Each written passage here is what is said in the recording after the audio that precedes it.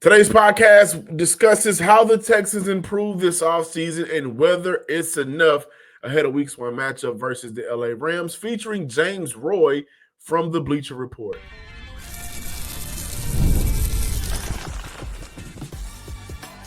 You are Locked On Texans, your daily podcast on the Houston Texans.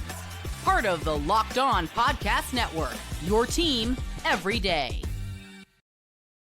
Battle Red Nation, from H-Town to your town. Today's episode and every episode of the Locked On Texans podcast is for Texan fans all around. Don't matter if you're in Houston or LA, which is where Houston will travel this week. Today's show is for you, first-time listener. I appreciate you every day from the Himalaya. Thank you for coming back to listen to me, your Texas credentialed media member and football analyst, John Hickman. Today's show will be all about Texans talk with my man, James Roy. We'll be diving into his 2025 Texans offensive outlook, 2025 defensive outlook for James Roy. Then we'll wrap up today's show just looking at his hot takes and early season predictions. Today's episode is brought to you by FanDuel. Football season is here, and visit FanDuel, the app, today to start planning your future bets now. James, let's dive right into it, man. I'm super excited to have you on today's show. You do a lot of great work for Bleacher Report, and of course your own podcast, which everybody can find on all of your podcasting platforms, called The Bullpen. But let's dive into it, man. The last couple of weeks, we've started to see more and more indications that the Texans players really didn't like the direction under Bobby Slowick. Now, insert Nick Caley, and now the optimism is back for a lot of us that cover this team. What are your thoughts on Nick Caley, his offense, and your preseason takeaways? Looking at the Texans throughout the offseason, Tom and I over on the bullpen spoke a lot to how scheme was the primary issue. In my job in the civilian world, normal job, there's a lot of root cause analysis going on, and you can look at the Texans and you can say, oh, the offensive line sucked, or CJ took a step back. You could look to a lot of things, but at the end of the day, the root cause of it was the scheme. And so Nick Caley coming in, even as a fresh, there was a lot of parallels between him and Slowick in terms of being a new offensive coordinator, a lot of his career and how it went.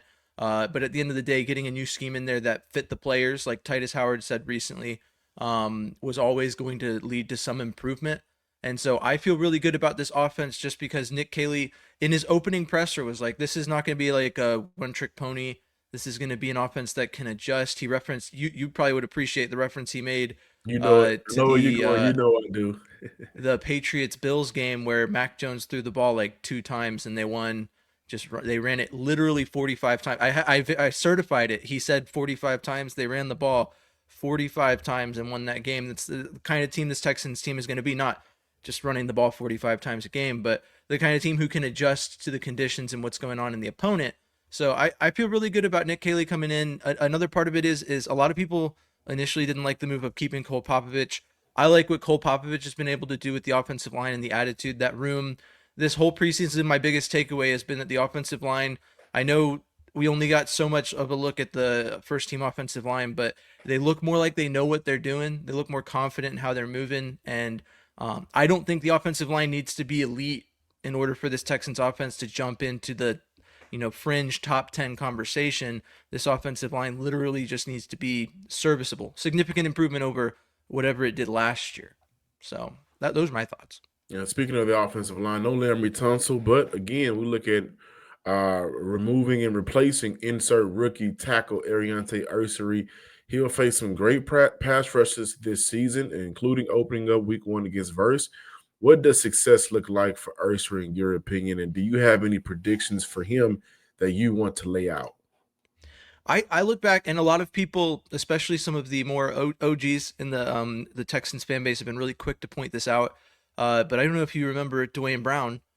He was kind of thrown to the wolves. Who doesn't remember the best tackle in franchise history? If you remember a little name like Dwayne Brown, but he best left tackle in franchise history. His rookie season did not look great. And I think a lot of people, maybe time heals all wounds, and A lot of people, I think, seem to forget that. So I think that Ersery will take his lumps. It's looked all good so far. I mean, I haven't seen anything negative about Ersery, and I hope that remains the case. But I think a good season for Ersery is basically anything that shows that moving on from Tunsil, the shuffling of the offensive line talent-wise does not significantly degrade and in fact could lead to an improvement along the Texans offensive line. So keeping CJ upright. I mean, when Ersery first got drafted, I had tweeted at him. I said, hey, can you please keep CJ Stroud on his feet? And he was like, yeah, I'm going to do that. So all the talk about him, everything, I think that he's going to have a great season. But what does it look like? I mean, it just looks like staying in his lane, not doing anything, too out of the ordinary, just, stay in front of the guy in front of you. And it seems like he has been able to do that pretty well so far. So what I like about Ersery and what he brings is his ability to be a stout run blocker. From their left tackle position, I think that's going to be very important, especially for this year, considering they open up the season without Joe Mixon, right? And Joe Mixon is one of those running backs that can erase a lot of bad things. Now, he was stuffed a lot last year, still ran for 1,000, even though he missed a couple of games. He was very vital to the Houston Texans' offensive success. But the fact remains is those guys up front are going to have to be better because of without Joe Mixon, Houston is down to Nick Chubb, Woody Marks, Dare, DP. What is your confidence right now in the run game, and how do you think that will lead to a successful offensive season for Houston? I like the order. Or I guess I noticed the order you put the running backs in. I think a lot of people are really down on Dameon Pierce, and I mean, there's not any reason. That was a coincidence, by the way. I didn't even. I'm not saying you're down on him. I'm just saying I've seen a lot of people order the running back room that way. I think going into this, before we knew the severity of Joe Mixon's injury, that it really was coming down to, is it Dameon Pierce or Dario Gumbola that's going to stay in this room? But I like the running back room. I think that it's a really deep room. I don't think it's deep in the same way. I would say I'd compare it to the interior defensive line. A lot of people are down on the Texans' interior defensive line because of the lack of star power, even more so than the running back room, because Nick Chubb, as much as he's not the Nick Chubb that, a lot of people think of when they think of Nick Chubb, he's still a really good running back and has that name. But a lot of people look at the Texans' interior defensive line and they don't see a name, and so they assume it's not good, even though D'Amico Ryans and Rod Wright have consistently drawn the same level of production from that room, regardless of who's in it. And so I think that with the change in offensive scheme, specifically Dameon Pierce, this is a scheme that more fits what he does. His rookie season, they ran a gap run scheme, and he crushed it. And then they moved to a zone running scheme, and some call it a fatal flaw. I think he's just a hard-nosed downhill runner. Some say he seeks contact, but I think that Dameon Pierce could be a good complement to Nick Chubb. You've spoken to it, and I think a lot of people are kind of getting on the bandwagon of Woody Marks, and Woody Marks has looked really good. And Dario Gumbola, has been the third down back. I think Woody Marks might usurp him from some of that role, a significant portion of it, but that whole room was basically designed for what's happened. I think that they brought in Nick Chubb. From what I heard from people around the team around Joe Mixon's injury back at the time that they signed Nick Chubb, that kind of contextualized the signing for me. There was, I think, some understanding of what Nick Chubb or what Joe Mixon was going through back when that signing happened, and so I mean, I feel really good about the running back room. Yeah, I do think that. Listen, we know for sure we'll be without Joe Mixon for 4 games. Then they'll revisit, I'm sure. Then Houston has a early season bye week, which I think will play in the favor of kind of getting these guys, to a point where they're all healthy, that are not being able to get out there, including C.J. Gardner-Johnson, who I'm sure we'll talk about. But I am of the belief that based off of what I have been able to see in preseason games and training camp practices, if Nick Chubb kicks off those games, I'm fine with it. But once we get to the end portion and we look at the box score, I think those snaps and carries should lean more towards Woody Marks, simply based off of, I thought he was a third down back coming into the league, and I thought he had a chance to improve. I was wrong. He can be an every down back for the Houston Texans, which I think is, good for Texas fans to hear.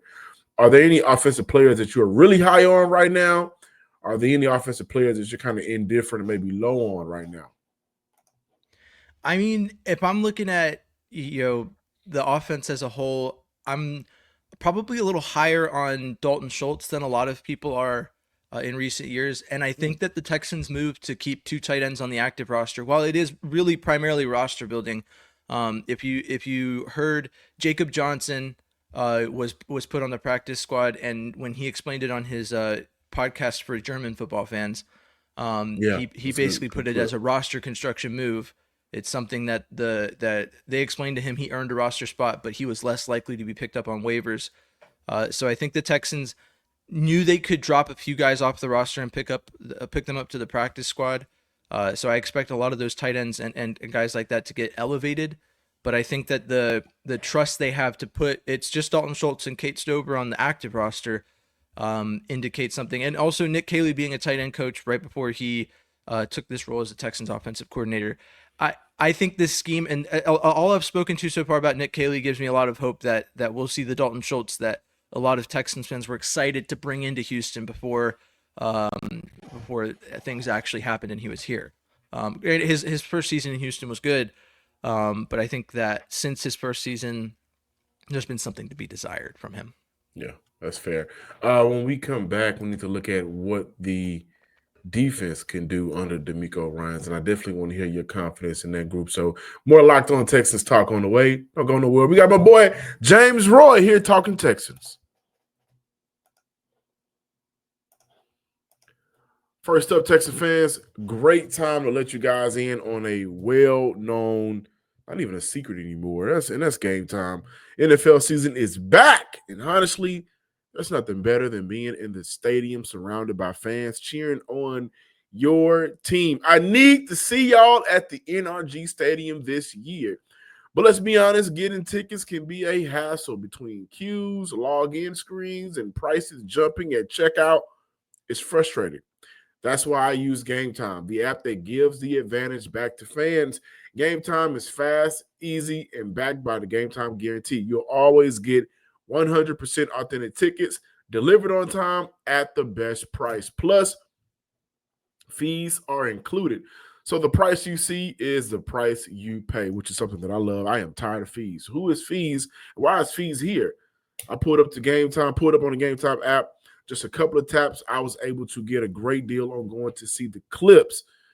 I can't wait to go see them live in concert. But not just concert, again, NFL tickets, comedy tickets. They also have zone deals where you pick the section, Game Time picks the seats, and you save big. It's faster, cheaper, and less stressful than any other way that I bought tickets. Download the Game Time app, create an account, and use code LOCKEDONNFL for $20 off your first purchase. Terms apply. Again, that's promo code LOCKEDONNFL for $20 off. Swipe, tap, ticket, go. Download Game Time today. And also, Locked On Texans listeners and viewers, this is also the perfect time to let you guys in on something that is going to make the NFL season much more exciting, and that is FanDuel. The NFL season is here. We got a game Thursday, y'all, and FanDuel is making sure you're ready for kickoff with a can't-miss offer. Right now, new customers can bet just $5, and if your bet wins, you'll get $300 in bonus bets to use across the app. A lot of people talk to me and say, hey, man, thank you for letting us know about FanDuel because it fits the way we like to bet. Player props, building same game parlays, even jumping into live games as the action unfolds. It makes every game more exciting, whether you're watching your team or just keeping an eye out for your fantasy lineup. It's quick, it's easy, it's the best way to add a little bit more energy and excitement to your Sundays, to your Saturdays, to your Mondays, to your Thursdays, to your football schedule and lifestyle. So are you ready to play? Download the FanDuel app now by visiting FanDuel.com to get started. That's FanDuel.com to place your first $5 bet. Texas fans, we are back with my guy, James Roy. Bleacher Report does a great job covering the Houston Texans on Bleacher Report and also the Bullpen. Let's dive right back into the Texas talk, James. overall confidence in D'Amico Ryans and Matt Burke right now to lead this group to a top 5 defense from the sidelines. We know the players got to get it done, but D'Amico, hell of a DC, developmental coach. He has developed a lot of these defensive players that are thriving in Houston. And Matt Burke doesn't get the credit he deserves. I think we just kind of say D'Amico. But Matt Burke, Dino Vasso, Raw Wright, those guys have been vital to the success of this defense. Can they be a top 5 unit on the defensive side of the ball this year? It's tough to believe that this is how I feel about it because the Texans defense was so good last year, but the Texans did, whether you thought they should have or not, make a lot of moves to improve the defense in spite of their needs on offense. And there's more to unpack with that. But as far as the defense goes, I think that they're easily a top 5 defense. I think that the leadership, the culture, everything on there is just right. A big indicator of how they do early on is going to be if CJ Gardner-Johnson is going to be healthy week 1. I'd rather them wait to put him in a week if they need him to be healthy long term, if he's not ready to go. So, but that unit as a whole has very few things I can look at and critique. I mean, I want the interior offensive line to take after the interior defensive line. I spoke to that earlier, their ability to just produce with whoever they put in there. And I think that's what Nick Caserio and this Texans organization wants based off how they address the offensive line. So I feel really good about the defense this year.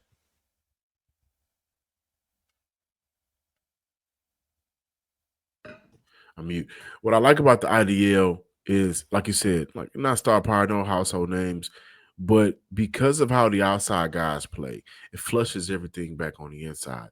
And because those guys know that I don't have to be in fight or flight mode, I don't have to be Superman to go win this rep because I got 2 Supermen on the outside. The action gonna come back my way, and they are always where they need to be. And that's been something for this Texas defense since D'Amico Ryans has gotten here. And now you look at Tim Settle, who I think is extremely underrated, just getting another year under his belt. Raw Wright called him a young guy, although he's been in the league for a long time, doesn't have the snaps to go with the years in the league, so still kind of fresh in a sense.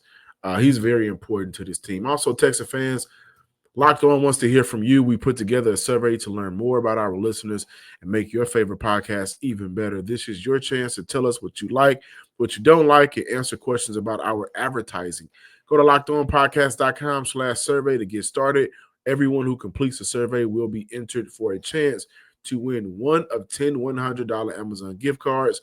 Again, that's lockedonpodcast.com/survey. You can also find the link in the show notes. Thank you for helping us out. Now, back to the conversation. James, what's your excitement level right now to see Christian Harris back on the field for this defense? It's up there. I mean, I think that this linebacker room is exciting without him, and I think that's by design. Bringing in EJ Speed, Toa Toa and Azeez Al-Shaair held it down last year at points where they were expected to be the only 2 linebackers that played 100% of the snaps. I think for the first 5 weeks of the season, they were the only 2 linebackers that saw the field. With the shift towards, teams have a base defense, but really most teams' base defense is a nickel. You have those 2 linebackers, and then you're relying on the star safety. So I think in a linebacker conversation, you have to bring up Jalen Petrie. And so I think that with the overall talent in that roundabout position, I think that having Christian Harris back elevates it in a way that most people wouldn't even expect. I think that with the injury to him last year, his stock took a hit in a lot of people's eyes in a way that it probably shouldn't have. With the way that D'Amico Ryans has spoken to him, D'Amico Ryans being the linebacker guru that he is, him seeing the field is going to be a huge boost to this Texans defense, and I couldn't be more excited to see it. What about that unit gives Houston another advantage over opposing offenses? Because you mentioned, you got to mention Jalen Petrie, and Jalen Petrie, I mean, he kind of has to be mentioned in a hybrid type of way, similar to how we spoke about the peak Jamal Adams. Yes, he's a DB. He can make those DB plays seldomly, but his good work is always inside, down around a line of scrimmage with a linebackers play. So what about that unit will give Houston that extra edge over teams this year, in your opinion? I think you can look at Jalen Petrie and you can trace it back to D'Amico Ryans, believe it or not, as to why that unit has an advantage. Jalen Petrie had a really good rookie season because the Texans, for lack of better words, sucked. And so he had a lot of tackles to make. He looked really good as a rookie because the offenses were not, being stopped at the first level. So Jalen Petrie had to step up at the second level. And then his second season, he kind of took a big step back. I was one of the biggest people pushing the narrative that maybe Jalen Petrie was a little overhyped. But then D'Amico Ryans sees that, and he shifts Jalen Petrie's usage to the star safety role, a role that was a term that was coined by Bill Belichick. Nick Saban talks about it because they were both on the Browns back when that was kind of started, and it played a key role in Alabama's ability to stop the Chip Kelly hurry up, no sub spread offense. But having that hybrid, safety linebacker, a guy who can play in the box like a linebacker, a guy who can cover like a safety, is huge. But I do think that, Jalen Petrie's strength is the linebacker portion of that as much as he was drafted as a safety. So I think that D'Amico Ryans exemplifies what I've already spoken to I'd like to see from the offense under Nick Caley, which is the ability to adjust, understand the talent you have, and put them in the best position to be successful. So that's really the biggest advantage this Texans defense has. Thoughts on Miles Bryant's not making an initial 53-man roster. You kind of alluded to, Jakob Johnson mentioning that it'll be a game-to-game, week-to-week basis to get called up or not. But both of those guys are on the practice squad. But were you surprised or shocked that Miles Bryant didn't make the initial 53? And how do you see Jalen Smith, the rookie out of USC, contributing to this team this year? I was a little shocked. And like you said, I think it comes down to roster construction and those kind of moves as to why they did that. Because Jalen Smith, if he hits waivers, is not making it back to Houston on the practice squad, no. I don't believe. So you have to keep him on the active roster. And I think it might be indicative of how they're going. Miles Bryant, I think at the moment is clearly the next man up behind Jalen Petrie. And Jalen Petrie last season was great, but he had, he did go down injured, and then that was a huge hit to this defense because Jalen Petrie's ability to play that star safety role, made the difference. And Jimmy Ward stepping in as the next guy up was huge. And with the issues that he's struggling with right now, I think Miles Bryant becomes the next man up. But I think that's why they drafted Jalen Smith. And I could be confused because they drafted quite a few DBs in the middle of the draft. But I believe Jalen Smith is the one who had the versatility, played all over the field, just kind of has the makings of a guy who could be a really good star safety, or at the very least has the versatility to play nickel while also being a really good safety. So I think that Miles Bryant being moved to the practice squad could be viewed as roster gymnastics, but I also think it's indicative of how the Texans view Jalen Smith in that room. Yeah, and also they've been giving Jalen Smith a lot of play at outside corner, at least during the preseason period.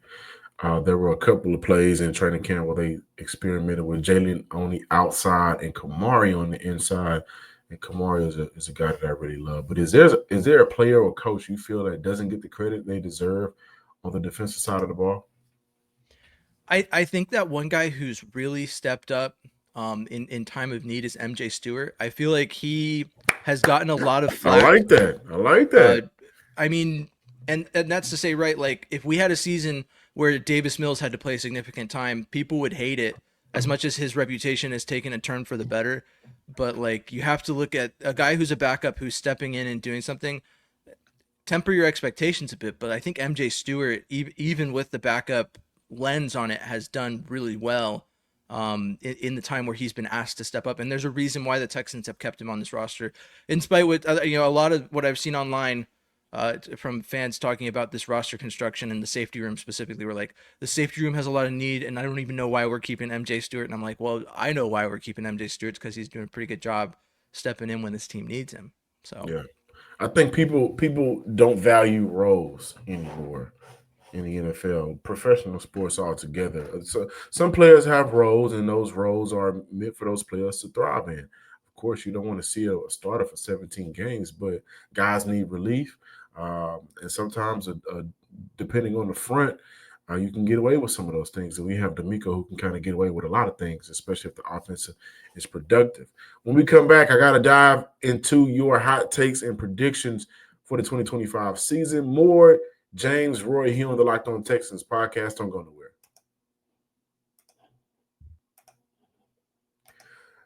This episode is brought to you by Yahoo Fantasy.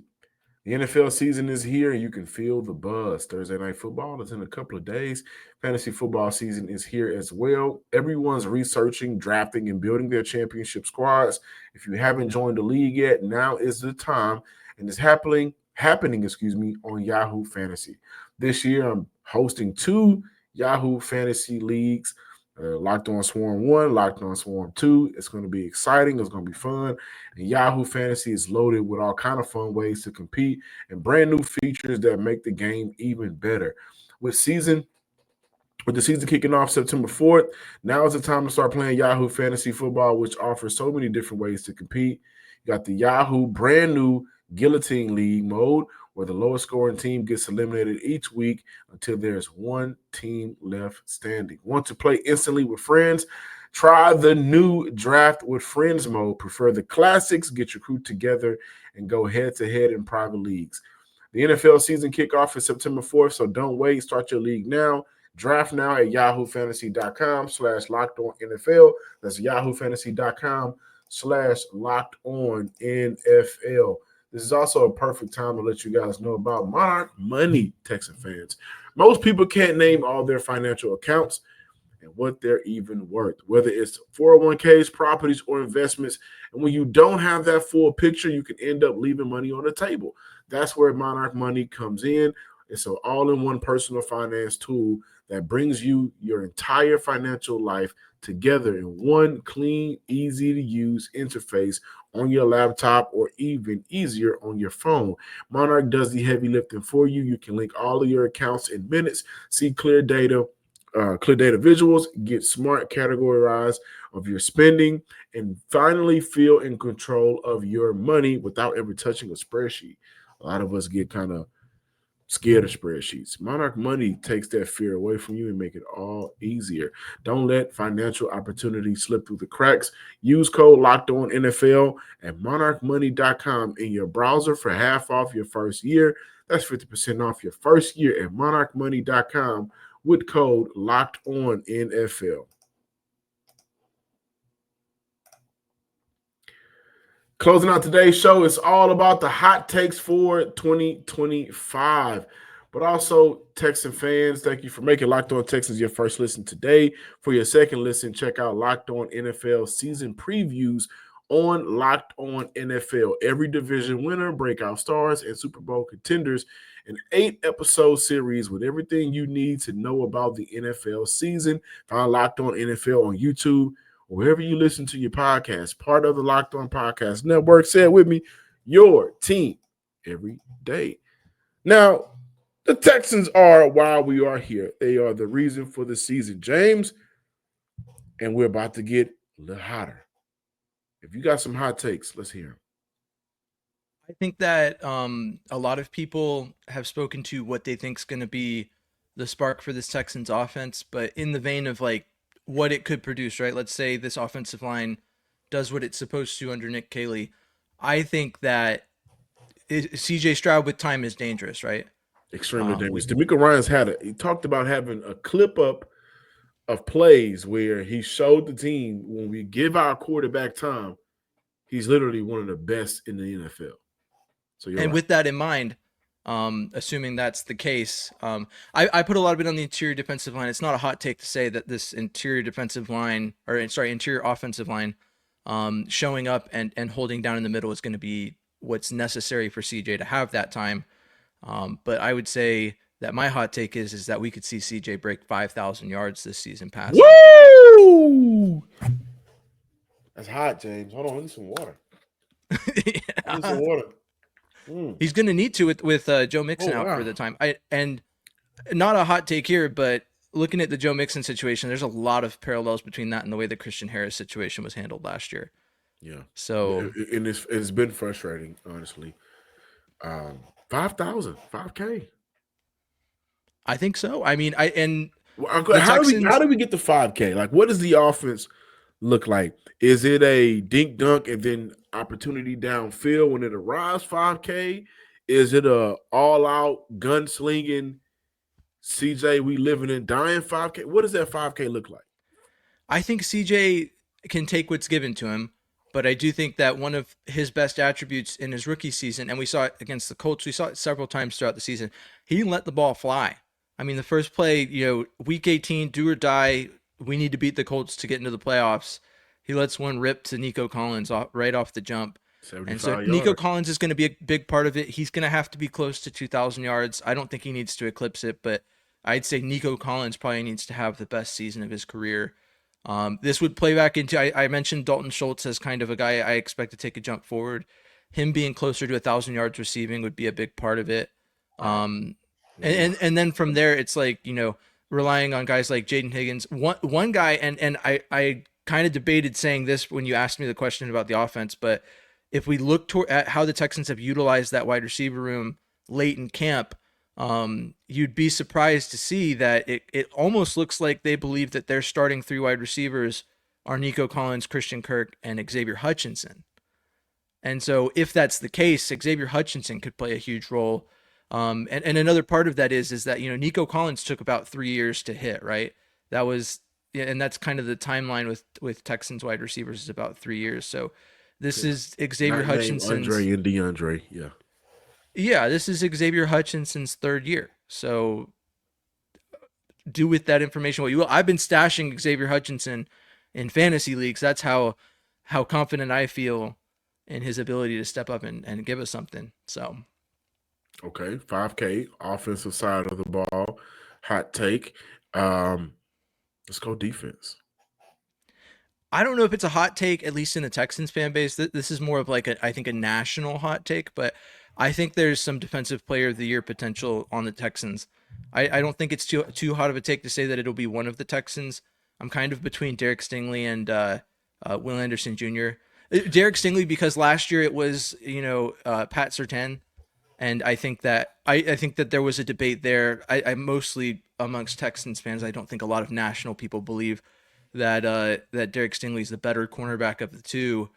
But I think the stats and generally speaking, the way that he played show it. But Derek Stingley's tendency to bait defenses, I think, makes people think that he gets beat.